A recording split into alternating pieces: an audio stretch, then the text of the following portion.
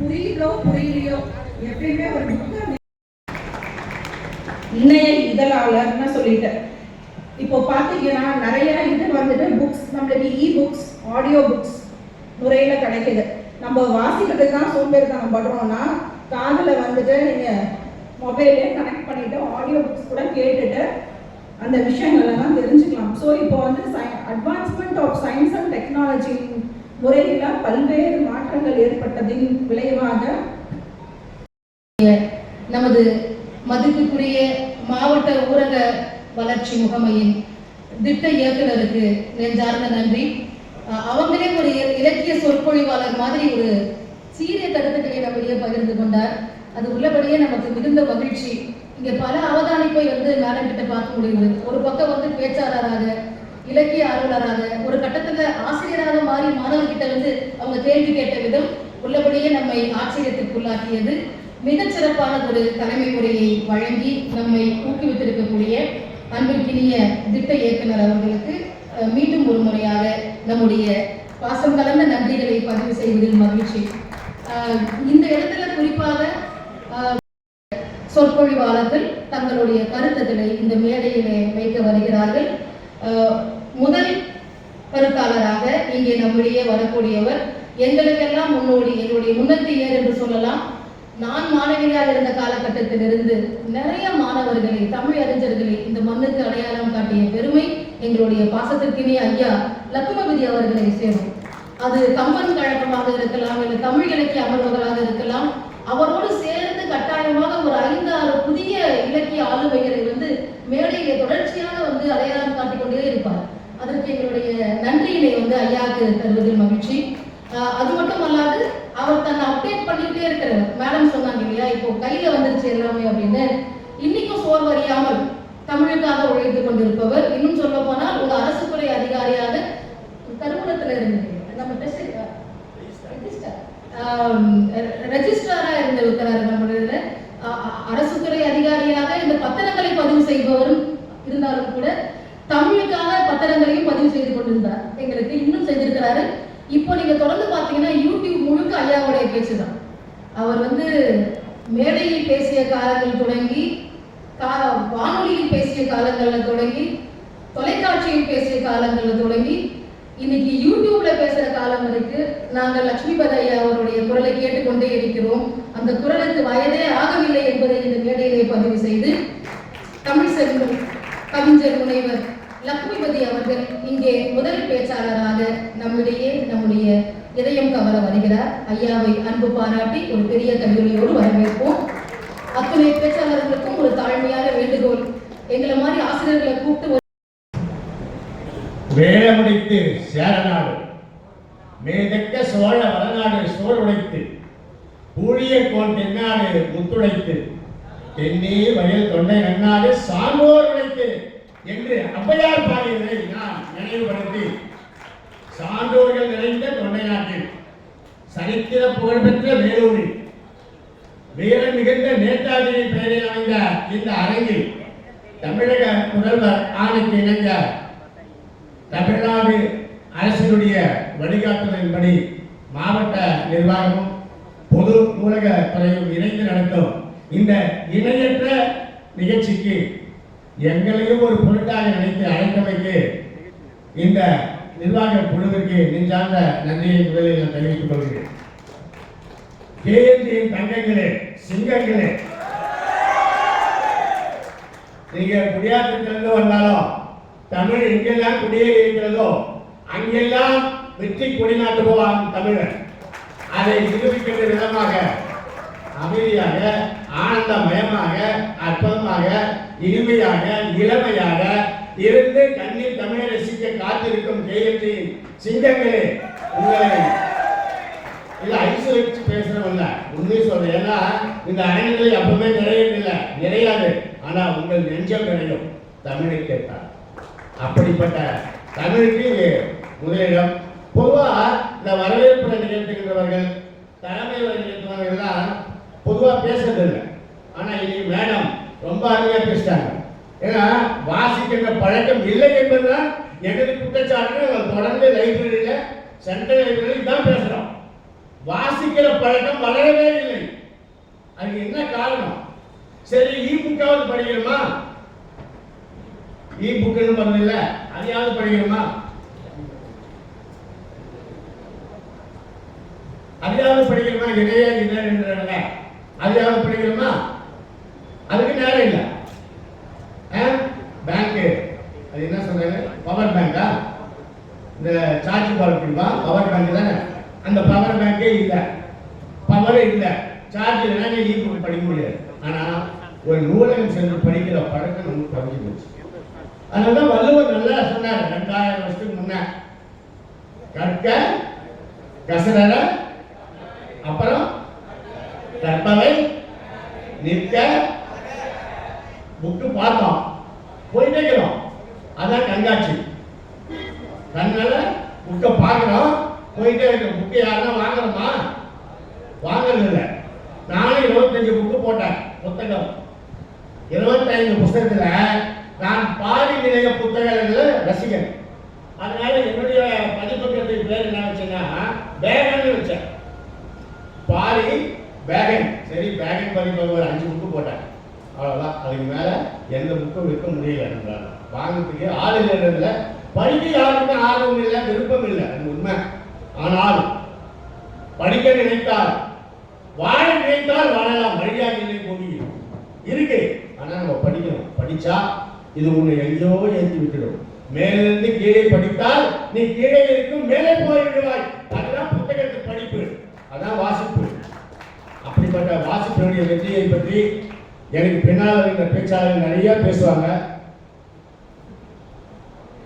பொதுவா தங்கைக்கு அண்ணன் ஆணையிட்ட காலம் ஒரு காலம், தங்கை அமுதாவிற்கு இந்த அண்ணன் லட்சுமிபதி ஆணையிட்டது ஒரு காலம்.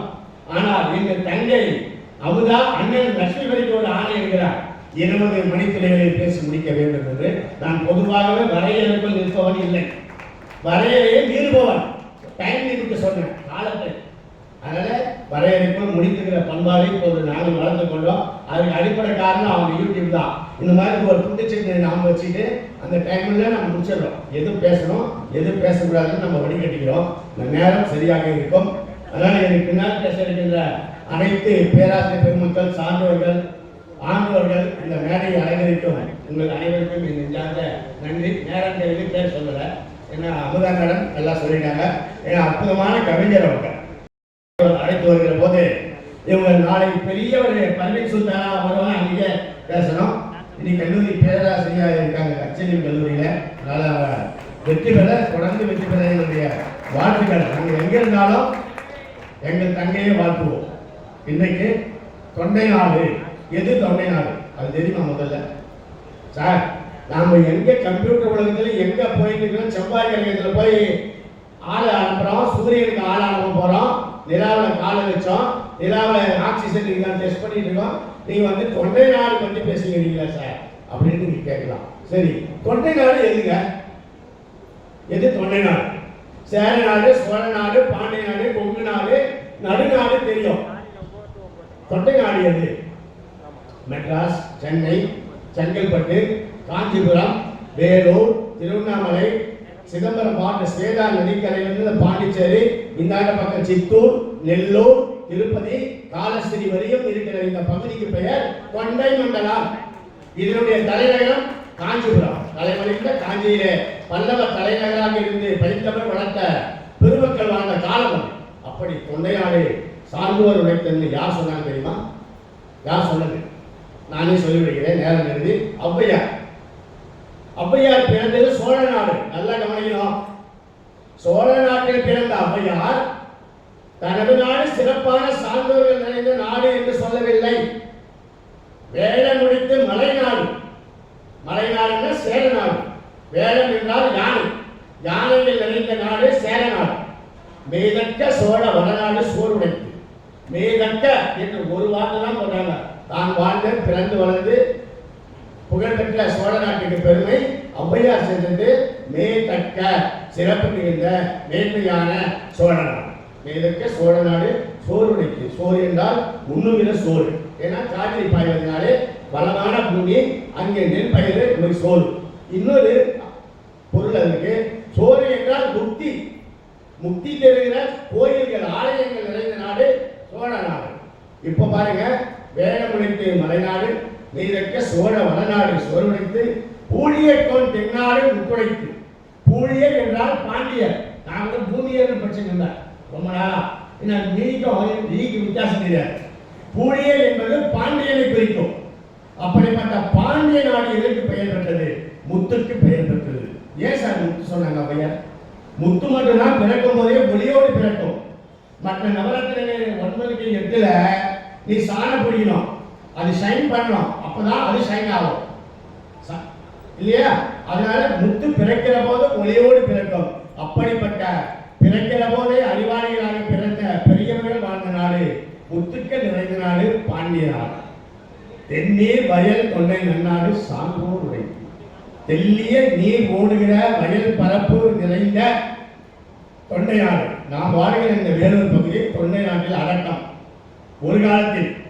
அப்படிப்பட்ட தொண்டை நாட்டிலே சான்றோர்கள் நிறைந்த நாடு என்று சொல்லியிருக்கிறார்கள். சரிப்பா, உங்களுக்கு தெரிஞ்ச தொண்டை நாட்டில் ஒரு சான்றோர் சொல்லுங்க.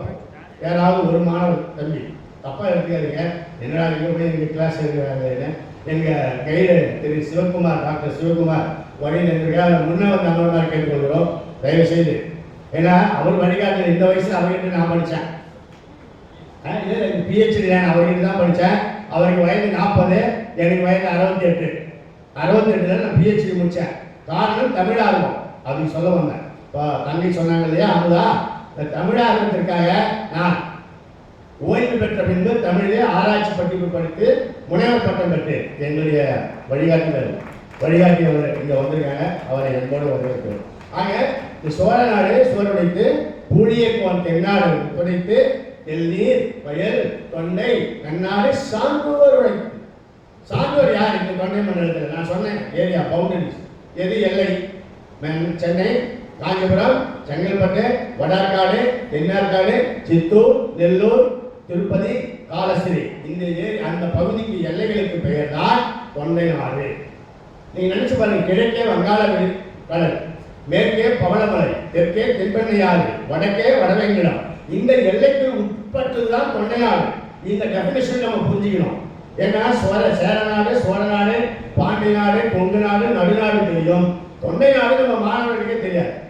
அப்படிப்பட்ட தொண்டை நாடு வேறொரு தொண்டை நாட்டை சேர்ந்தது. அப்படிப்பட்ட தொண்டை நாடு சான்றோர்கள் நிறைந்தது என்று பாடியது யார்?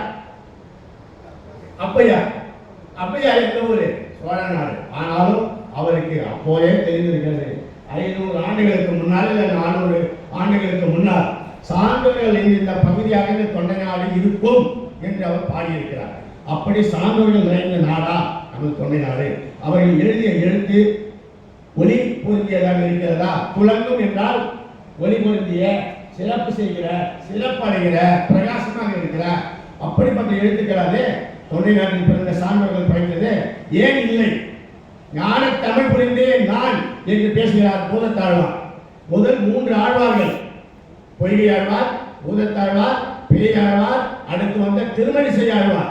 4 பேரும் தொண்டை நாடு. ஞாபகம் வைங்க. அந்த 4 பேரும் பேசுகிற தமிழுக்கு கடவுளை பின்னால் போயிருந்தான் பெருமாள்.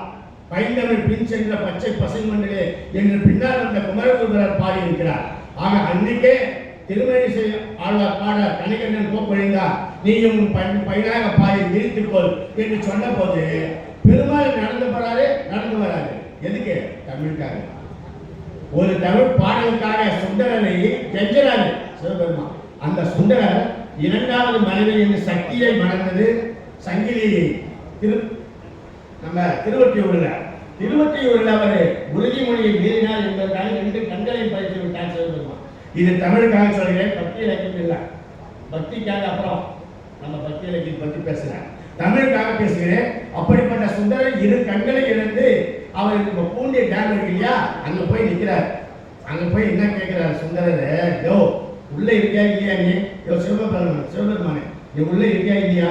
நான் வந்து நிற்கிற 2 கண்ணு பிடிக்கிறிய, நான் என்ன தப்பு பண்ணேன்னு கேட்கிறேன். அப்ப என்ன சுந்தரருக்கு என்ன சொல்ற தெரியுமா? சிவபெருமான் உலகம் போய் போயா, நான் உள்ளதான் உட்காந்துக்கிறேன், போ வேலையை பாரு என்று ஒரு வாக்கிங் ஸ்டிக் எடுத்துப்பட. இதெல்லாம் வரலாறு. சுந்தரருடைய தேவாரத்தில் எழுதி வச்சிருக்காரு. இது எழுதப்பட்ட தேவாரம் எழுதப்பட்ட இடம் திருவத்தியூர், அது தொண்டைநாடு. நீங்க நினைச்சு பாருங்க, நாம் 3 ஆழ்வார்கள் பிறந்தது தொண்டைநாடு. பூதத்தாழ்வார் இன்னும் அழகாக சொல்கிறார், பெருந்தமிழன் நான் என்று சொல்கிறார்.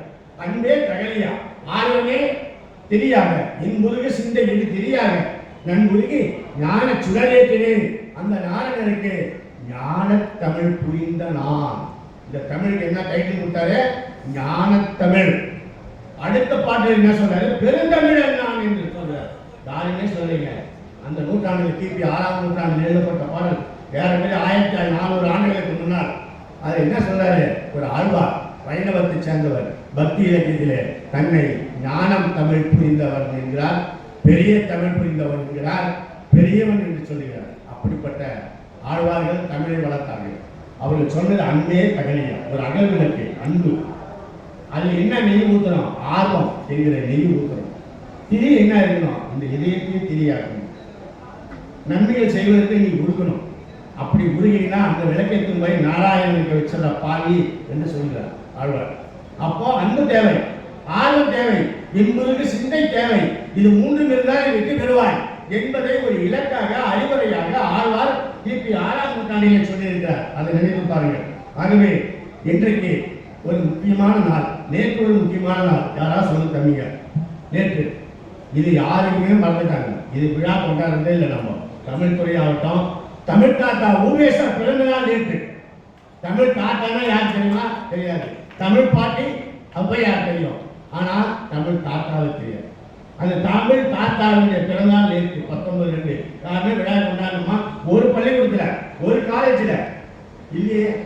நானும் 20 வருஷமா அந்த தமிழ் துறையில பேசுறேன், ஆட்சித்தலைவர் முன்னால் பேசுகிறேன், பல நிகழ்ச்சிகளில் சொல்றேன். இந்த தமிழ் துறையிலாவது கல்லூரி மாணவர்களுக்கு நீ தெரிஞ்சுக்க வேண்டியா, உனக்காக செய்யாதையா. காலம் போல ஏடு தேடினாரே, காலம் போலாண்டு இலக்கியங்களை ஏற்றி ஓலைச்சுவட்டில் இருந்ததையெல்லாம் நாம் கவி இதிலே கொண்டு வந்து அச்சு கொண்டு வந்து வரணுவா ஊவேசா. ஊவேசானா என்ன? உத்தமதானபுரம் வேங்கட சுப்பைய சாமியார். அதை மிக அழகாக பின்னால் வந்த கவிஞர்கள் எழுதியிருக்கிறாங்க. தமிழ் தாத்தா 2 இத்து இருக்கு. 2 இத்து எடுத்துட்டீங்கன்னா தமிழ் தாதான் ஆயிடும். தமிழ் தாத்தா தாதா என்றாங்க. 2 இத்து இருக்கு பாருங்க. அப்படி தமிழுக்கு தாதா, தமிழுக்கு தாத்தா யார்? ஊவேசா. அவர் பிறந்த நாள் நேற்றுக்கு. இன்றைக்கு ஒரு பிறந்த நாள். தொண்டை மண்டலத்தில் பிறந்த முதல் தமிழ் பெண் எழுத்தாளர். மர்ம நாவலுக்கு துப்பறை நாவல் எழுதிய முதல் பெண் நம்ம தொண்டை மண்டலம். வைமு கோதநாயகி 6 மாசம் ஜெயிலில் இருந்தவங்க சிறைச்சாலையில. முதலிலே ஒரு பெண் எழுத்தாளர் சிறைச்சாலைக்கு போனார் என்றால் அது வைமு கோதநாயகி. அந்த அம்மாவுடைய நினைவு நாள் இல்லை. வைமு கோதநாயகி 150 நாவல் எழுதியிருக்காங்க சார். 150 நாவல். ஃபர்ஸ்ட் அவங்களாம் தமிழ்ல துப்பறை நாவல் எழுதினாலும் முதல் ஆளே வைமு கோதநாயகி, திருவள்ளிக்கரையில் பிறந்தவர். சரிங்க, அது மட்டும். அப்போ இப்போ மாப்போ சிவஞானம் தெரியல எல்லாமே செய்யறாரு. அவர் எங்க பிறந்தாரு? தொண்டைநாடு, மயிலாப்பூர்ல. மயிலைனா மாப்போ சி. அவர் எழுதிய நூல் சாகித்ய அகாடமி விருது பெற்றது. வள்ளலார் கண்ட ஒருமைப்பாடு. அதை போல ஒரு நூல் இருக்கா? வள்ளலார சொன்னார். வள்ளலார தொண்டைநாடுங்க. வள்ளலார் பிறந்தது மருதூர். மருதூர் தொண்டைநாட்டில் வருது. அவர் ஜீவகாரணி ஒழுக்கத்தை சொன்னார், ஆண்மனைய ஒருமைப்பாட்டை சொன்னார். இதை விட என்ன ஒளி துளங்கணும்? செம்மொழி இலக்கியம் சொல்லல. அப்படிப்பட்ட தமிழை புலங்குகிற எழுத்துக்களை கொடுத்தது தொண்டை நாட்டு பெரும் புலவர்கள், முதலாழ்வார்கள், நாயன்மார்கள், ஆழ்வார்கள். அருணகிரிநாதர் திருவண்ணாமலையில யாரு? கந்தர் அலங்காரம் சொன்னாரு. உலகம் பூரா ஒருவனை குதிக்க பயன்படுத்துகிற நூல் திருப்புகழ். கந்தர் அலங்காரம், கந்தர் அனுபூதி, வேல் நிறுத்தம், மயில் நிறுத்தம், இதெல்லாம் யாரு எழுதுங்க? அருணகிரிநாதர். எந்த ஊரு? திருவண்ணாமலை. திருவண்ணாமலை தொண்டை மண்டலம். நீங்க நினைச்சு பாருங்க. கட்சியை பிடிச்சு வாச்சாரியார் தொண்டை மண்டலம், காஞ்சிபுரம். அவர் என்ன நூல் எழுதினாரு? கந்தபுராணம். கந்தபுராணத்துல ஒரே ஒரு கடைசி வார்த்தை மட்டும் சொல்றீங்க. இதை விட புலங்குவதற்கு உதாரணமே இல்லை. பின்னால் நண்பர்கள் அதை சொல்வார்கள். அவர் என்ன சொல்ல தெரியுமா? வான்மிகில் வளாது பெய்ய, மழை வளம் சுரக்க, மன்னன் கோன்முறை அரசு செய்ய. அதுக்கு அடுத்த வார்த்தை என்ன தெரியுங்களா? இது எந்த மனிதநேய இலக்கியங்களிலே சொல்லலைங்க. குறைவில்லாது உயிர்கள் வாழ, குறைவில்லாது உயிர்கள் வாழ சொன்னது யாரு? கட்சியை பற்றி வாச்சாரு. எதுல? கந்த புராணத்துல. எந்த ஊர் எழுதினாரு? காஞ்சிபுரத்துல. காஞ்சிபுரம் எங்க இருக்கு? தொண்டை நாட்டில் இருக்கு.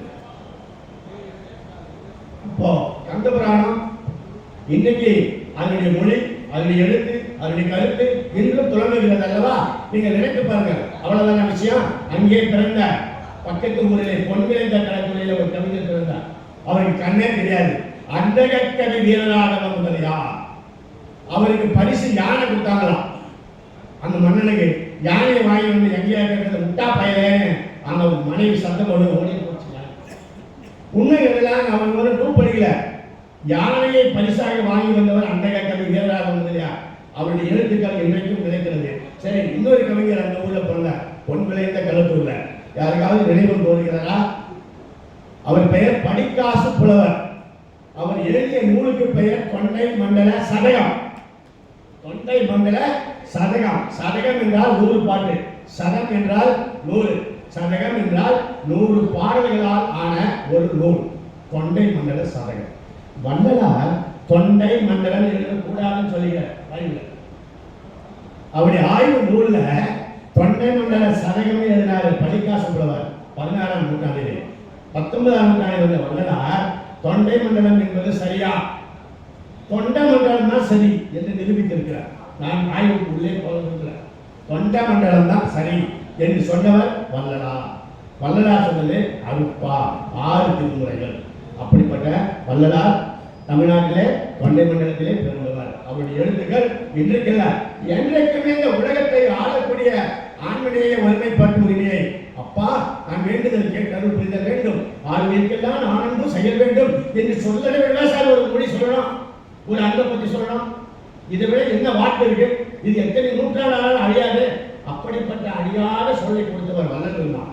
மனிதநேய ஒருமைப்பாடு, காக்கை குருவி எங்கள் சாதி என்று சொன்ன பாரதிக்கு முன்னோடி நமது வள்ளலார் தான்.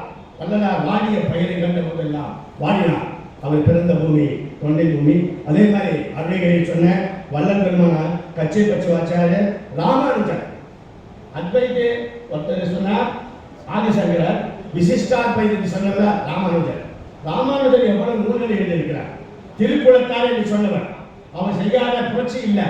அப்படிப்பட்ட ராமானுஜர் பிறந்த பூமி தொண்டை நாடு ஸ்ரீபெரும்புதூர்.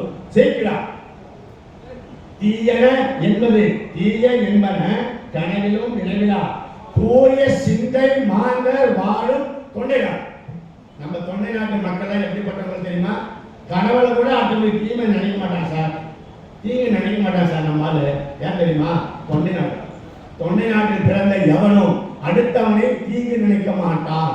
கனவிலும் தீய என்பன கனவிலும் நினைவிலா சிந்தை தூய மாந்தர் வாழ் தொண்டை நாடு சிறப்பை என்னால் சொல்ல முடியாது என்று சொன்னவர் சேக்கிழார். சேக்கிழார் பிறந்தது தொண்டை நாடு.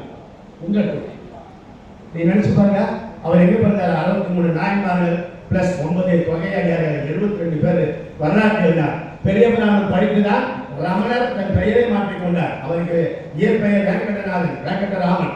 தன் இயற்பெயரை ரமணர் என்று மாற்றிக்கொண்டார் பெரிய புராணம் படித்து. அந்த பெரிய புராணத்தை எழுதிய சேக்கிழார் தொண்டையாளர். பரிமேலழகர் திருக்குறளுக்கு உரை கண்டவர். பரிமேலழகர் நம்ம ஊர்ல பிறந்தார். வெண்பாவை போல் புகழேந்தி பொன்விளைந்த கடற்கரையில் பிறந்தவர் தொண்டை நாடு. இன்னைக்கு வரைக்கும் வெண்பாவில் புகழேந்திய ஜெயிக்கிறதுக்கு யாரும் குறைக்கல. அவருடைய எழுத்துக்கள் துளங்குகிற எழுத்துக்கள், சிறப்பான எழுத்துக்கள், பிரகாசமான எழுத்துக்கள். புலியூர் கேசிகன் உரை எழுதும்போது சொல்றாரு, புகழேந்தியை வெல்வதற்கு நேற்றும் இல்லை இன்னும் இல்லை நாளையும் ஒரு புலவர் இல்லை. அப்படி வெண்பாவிற்கோ புகழேந்தி பிறந்தது தொண்டை நாடு. படிக்காசு புலவர் சொன்ன அவருடைய கவிதையில் ஒன்று சொல்லல. அதே மாதிரி மாப்போசி சீனி மயிலம் சீனி வெங்கடசாமி அவரை பற்றி பாரதிதாசன் ஒரு இடத்துல சொல்லுகிறாரு, தமிழ் சீனி வெங்கடத்தின் கால் பூசம் வராது. யாரு? பொதுநலம் கருதாமல் பணம் வாங்கி சாப்பிட்டு திரியாமல் அப்படிப்பட்டவன் யாருக்கு கால் பூசுக்கு ஆக மாட்டாரா? மயிலை சீனி வெங்கடேசனுடைய கால் பூசுக்கும் சமமில்லை என்று சொல்கிறார். ஏன்னா 150 நூல்களை எழுதியவர் மயிலை சீனி வெங்கடசாமி. அது மட்டும் இல்ல, நான் வைமூர் கோவலாகி முதல் பெண் துப்பறியும் நாவலிஸ்ட் பிறந்தது தொண்டை நாடு. மயிலையிலே மயிலாப்பூரில் பிறந்தவர் மாப்போசி. மாப்போசி எவ்வளவு எழுதியிருக்காரு, எவ்வளவு நூல்கள் எழுதியிருக்காரு. சாகித்ய அகாடமி பரிசு பெற்றவர் மாப்போசி சிவஞானம். அவர் பிறந்த தொண்டைநாடு. அவர் எழுத்துக்கள் இன்றைக்கும் இல்லை என்றைக்கும் தொடங்கும். அதே மாதிரி மையம் ஆதீனம் தமிழ் வளர்ப்பதற்காக பொம்மபுரம் மடம் தமிழை வளர்த்துக் கொண்டிருப்பதை நீங்கள் அறிவீர்கள்.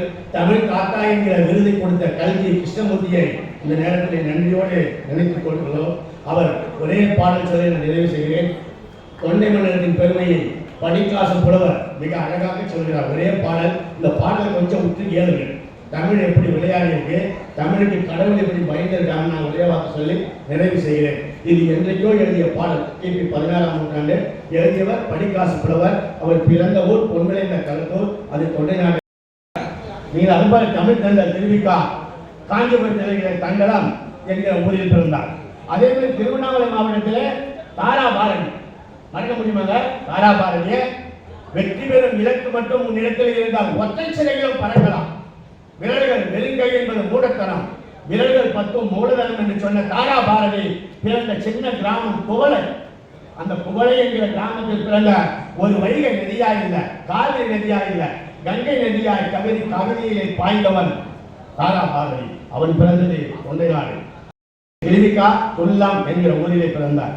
சாகித்ய அகாடமி படைத்த கோவி மணிசேகரன் எந்த ஊருங்க தம்பியில கோவி மணிசேகரன் ஒரு பெரிய நாவலிஸ்ட் இருந்தார். அவர் எந்த ஊர்ல பிறந்தார் தெரியுமா? வேலூர் சார். வேலூர்ல சலவன்பேட்டையில பிறந்தார் கோவி மணிசேகரன். கடைசி வரைக்கும் கண்ணீர் விட்டார். இந்த வேலூர் மக்கள் என்னை கவனிக்கவில்லை, என்னைய கூப்பிடல, என்ன மதிக்கல, எனக்கு ஒரு விருதும் கொடுக்கல. ஏண்டா டேய் என்ன கேட்டார் கடைசியில ரத்னகிரியில. ஏண்டா டேய் உங்களுக்கு ஞாபகம் நினைவுனா இருக்கடா, என்ன வேலூர்ல பிறந்து வளர்ந்தேன், ஊரு உலகம் பிரான்ஸ் பாராட்டுது, வேலூர்கள் அவனை நீ பாராட்ட மாட்டேங்கிறப்பா. சலவன்பேட்டில் பிறந்தவர் சார் கோவி மணிசேகரன். அவர் எத்தனை நாவல் எழுதியிருக்கா தெரியுங்களா? சரித்திர நாவல் 95, சமூக நாவல் 47, கவிதை நூல் 10, சிறுகதை 1000க்கு மேல் எழுதியவர் டாக்டர் கோவி மணிசேகரன். அதே மாதிரி வேதாசலம் மறைமலை அடிகள், ஆனால் மறைந்தவர் சென்னையில். இப்படி தொண்டை மண்டலத்தில் பிறந்த சான்றோர்கள் ஆண்டோர்கள் படைத்த இலக்கியங்கள் அப்படியே இருக்கு. படிக்காசு புலவர் பாடல்களை சொல்லுது. அடுத்த வேலை சோத்துக்கு வழி இல்லை. எல்லாரும் கேட்கிறாங்க, தாய் தாய் உலகத்தின் தாய் அகிலாண்ட கோடி பிரம்மாண்ட நாயகியே என்று சொல்கிறார்களே, தாயே நீ எனக்கு என்னதான் கொடுப்ப பார்த்துறேன். யாரா என்னென்ன கொடுத்த? வேல் கொடுத்தாய். திருச்செந்தூர் இருக்கு, முருகனுக்கு வேல் கொடுத்தல, அம்மி மீது வைக்க கால் கொடுத்தாய் அல்லவா மணவாளனுக்கு, உன் கணவனுக்கு கால் கொடுத்தாய். அம்மி மீது கால் வைக்க உன் கணவனுக்கு உன் கால் கொடுத்தாய், அம்மி மீது வைக்க கால் கொடுத்தாய். என் மணவாளனுக்கு கவனியருக்கு பால் கொடுத்தாய், திருஞான சம்பந்தருக்கு தமிழ் பால் கொடுத்தாய். அப்புறம் சொல்றாரு, மத வேலுக்கு மன்மதனுக்கு எல்லோரும் பயப்பட வேல் கொடுத்தாய், சிம்போல் கொடுத்தாய். அன்னையே எனக்கு என்ன கொடுத்தாய்? நீ என்ன கொடுத்த? எல்லாருக்கும் கொடுத்த, அவங்க கேட்காதையே கொடுத்த. முருகனுக்கு வேல் கொடுத்த, சம்பந்தருக்கு பால் கொடுத்த, மன்மதனுக்கு வேல் கொடுத்த, சிம்மாசனம் அவனுக்கு கரும்பு வில்லும் அம்புகள் மலர் அம்புகள் கொடுத்த. அவன் கேட்டானா? கேட்டாரா? கேட்கல, நீயே கொடுத்த. கவனியர் பால் கேட்டார் அவனை, தோணியப்பட குளக்கரையில ஸ்ரீகரையில அங்க போய் நீயே போய் வாணிஜியா பால் கொடுத்த. இவ்வளவு கொடுத்திய பிச்சைக்கார மாதிரி தெருவில் நிற்கிற தமிழ் பாடிட்டு தமிழ் புலவன் தொண்டை நாட்டு புலவன் எனக்கு என்ன கொடுத்தாய் கேட்டாரு. திரும்பி பார்த்தா அந்த படிக்கட்டில் 10 பொற்காசுகள் இருக்கு சார். அதனால்தான் படிக்கட்டிலே பொற்காசு எடுத்ததால் அவருக்கு பெயர் படிக்காசு புலவர்னு வந்து. அவர் பிறந்த ஊர் பொன் விளைந்த களத்தூர். ஆனா பிச்சைக்காரனா வாழ்ந்த களப்புலவர். ஆனா அவருக்கு கொடுத்தது சிவகாமி அம்மை சிதம்பரத்திலே. இப்படி நான் நின்று நெடிய நேரம் பேசக்கூடியவன். டைம் லிமிட் நமக்கு எல்லாம் இல்லை.